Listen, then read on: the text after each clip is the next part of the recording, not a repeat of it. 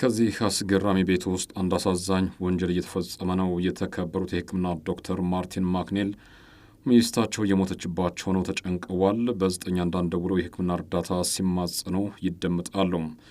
የቁንጅናዋ ንግሥትና ዶክተሩ ከተጋቡ 30 ዓመት አካባቢ ሆኗቸዋል። በዚህ የትዳር ቆይታ 8 ልጆችን ማፍራት ችለዋል። አሁን የሕክምና እርዳታ የሚሰጡ ሰዎች በስፍራው ደርሰዋል። የሚሼልን ሕይወት ለማትረፍ ከፍተኛ ርብርብ እየተደረገ ነው። ነገር ግን የ8 ልጆችን እናት ሚሼልን ማትረፍ አልተቻለም። ዶክተር ማርቲን ማክኔል ስለ ባለቤታቸው ሚሼል ለሕክምና ባለሙያዎች እየተናገሩ ነው። ሚሼል በቅርቡ ከተደረገላት የፕላስቲክ ቀዶ ጥገና እየጋገመች ነበር። ለህመሟ ማስታገሻ የሚሆን መድኃኒት ከመጠን በላይ ወስዳ ነበር። ወደ ሰውነት መታጠቢያ ገንዳ ሄዳ ለመታጠብ እየሞከረች እያለ በዚሁ ራሷን ሳተች፣ በገንዳው ውስጥ ሰጠመች፣ ታፍና ሕይወቷ አለፈ ይላሉ ዶክተሩ። ነገር ግን ከዚህ በተቃራኒው ዶክተር ማክኔል ልጅ የእናታቸው ሞት አደጋ ሳይሆን አንድ ሰው በደንብ አቅዶ እንደ ገደላት ትናገራለች። ይህ ሰው ደግሞ አባቷ ዶክተር ማክኔል ናቸው። ልጃቸው እንደምትናገረው ከሆነ አባታቸው ከሌላ ሴት ጋር የጀመረው የፍቅር ግንኙነት ነበር። ይህንን ሕይወት በአዲስ መልክ ለማስቀጠል እናታቸው እንቅፋት ሆና ነበር። ስለዚህ እሷን ማስወገድና ገለል ማድረግ ፈልጓል።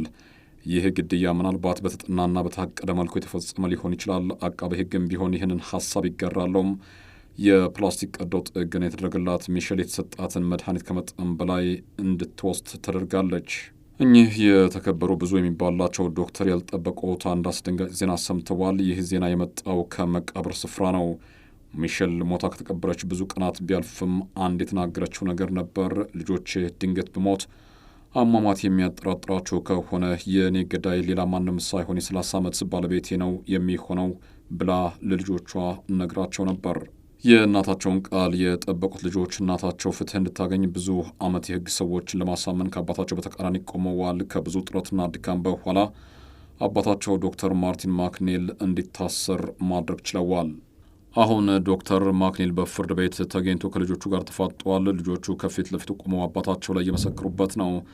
አሌክሲስ ሰመር የእናቷ ሐዘንና ንዴት ታስታውሳለች። እናቷ ሚሼል አባቷ በላዩ ላይ እየማገጠባት እንደሆነ ነግራታለች። ክስም መመስረቷን ታውቃለች። ከቀናት በኋላ አሌክሲስ ሰመር ራሷን እንድጠላ ያደረጋት አንድ ወሬ ሰማች። ከእናቷ ሞት ሐዘን ገና አልተጽናናችም። እናቷ ከተቀበረችም ገና ጥቂት ቀናት ብቻ ነው እያለፉት። አባቷ ደወለላት። አባትሽ አለ ዶክተር ማክኔል አንዲት ጥሩ ሚስት አገኘ።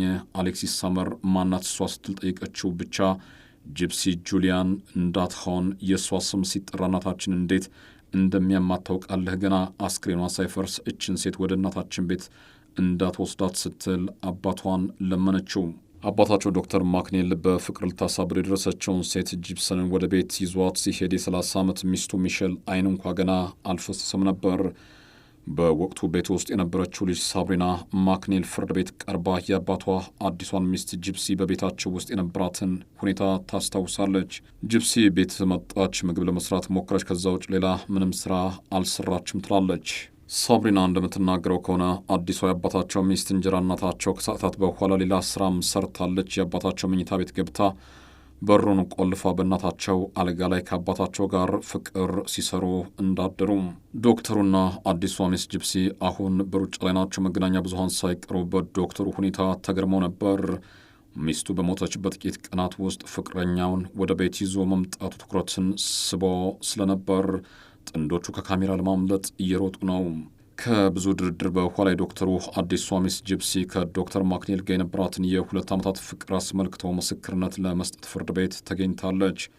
ከ2 ዓመት በፊት ዶክተሩ ጽፎላት የነበረውን የፍቅር ደብዳቤም እያነበበች ነው። ይቺ ሴት ሚሼል በሞተች በማግስቱ ለዶክተር ማክኔል አማላይ ፎቶግራፎችን ልካ እንደነበር ትናገራለች። አቃቤ ሕግ ይችን ሴት ብዙ ጥያቄ ጠይቃታል። ጥንዶቹ 2 ዓመታትን አብረው ቢያሳልፉም በይፋ እንዳልተጋቡም፣ በይፋ ባይጋቡም ባሏ እንደሆነ ሐሳቧና ምስክርነቷን ትሰጣለች። በዚሁ የምስክርነት መስጫ ቦታ ላይ እንደቆመች አቃቤ ሕግ በዶክተር ማርቲን ማክኔል የእጅ ጽሑፍ የተሞላ የመታወቂያ ካርድ ማመልከቻ ያቀርቡላታል። የዚህ ማመልከቻ ቅጽ የተሞላው የሚሼል ቀብር በተፈጸመበት ዕለት ነበር። ዶክተሩ በጣም አሳዛኝ ሰው ነው። የ30 ዓመት ሚስቱ ቀብር እየተፈጸመ እሱ ለአዲሱ ሚስቱ በሱ ስም የምትጠራበትን የመታወቂያ ደብተር እንድታገኝ ማመልከቻ ይጽፏል። ከዚህ በተጨማሪ ሌላኛዋ የዶክተር ማክኔል ልጅ ሪቻል ማክኔል ግድያው በተፈጸመበት ዕለት የእናቷን ልብስ በመኪና ማቆሚያ ስፍራ ላይ ተጥሎ ማግኘቷን ትናገራለች። የሚሼልን አስክሬን የመረመረው የሕክምና ባለሙያ በፍርድ ቤት ተገኝቶ የሚሰጠው ምስክርነት አወዛጋቢ ሊባል የሚችል ነው።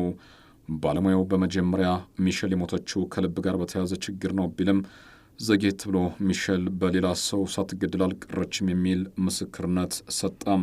አሁን ከሕክምና ባለሙያዎች የሚሰጠው ምስክርነት የሚሼልን አሟሟት በግልጽ ሊያስረዳ በሚችል ሁኔታ አይደለም። ሴትዮዋ ከራሷ ጋር በተያያዘ የጤና እክል ሞተች ወይስ ተገደለች ብሎ ሙሉ በሙሉ ለመናገር አያስደፍርም። የሰው ምስክርነትና ሌሎች ማስረጃዎችን ግንዛቤ ውስጥ በማስገባት ዳኛው ውሳኔ አስተላለፉም። ዶክተር ማክኔል በሚስቱ ግድያ ቀዳሚው ወንጀለኛ ሆኖ በመገኘቱ በ15 ዓመት እስር እንዲቀጣ ተወሰነም። ከተወሰነ የእስር ጊዜ በኋላ ዶክተር ማክኔል ሚስቱን እንደገደላት አመነም። በራሱ አንደበት ፍርድ ቤት ቆሞ መመስከር አቅም ያጣው ማክኔል በአንድ እስረኛ በኩል የእምነት ክህደት ቃሉን ሰጠም። ራሷን የምትስትበትን መድኃኒት ሰጧታል። ውሃ ወደ ተሞላ ገንዳ ውስጥም በማስገባት አስጥሟታል። ዶክተሩ ሚስቱን መግደሉን ካመነ ጉዳዩ ይግባኝ እንደሚታይለት መጀመሪያ ከመርማሪው ጋር ስምምነት ስለተደረሰ ጉዳዩ በድጋሚ ፍርድ ቤቱ እንዲያይለት ጠበቃው ጥያቄ አቅርቦለታል። ምንም ይፈጠር ምን እናታቸውን በግፍ የተነጠቁት ልጆች አባታቸው በይግባኝ ጉዳዩ ዳግም ፍርድ ቤት ቀርቦ አባታቸው ከስር እንዳይፈታና አሁን የተፈረደበት የ15 ዓመት እስራት እንዲጸና ትግላቸውን አጠናክረው ቀጥለዋል።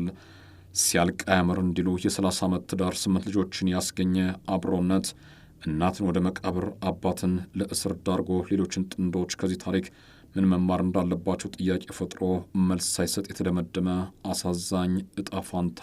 ሰላም።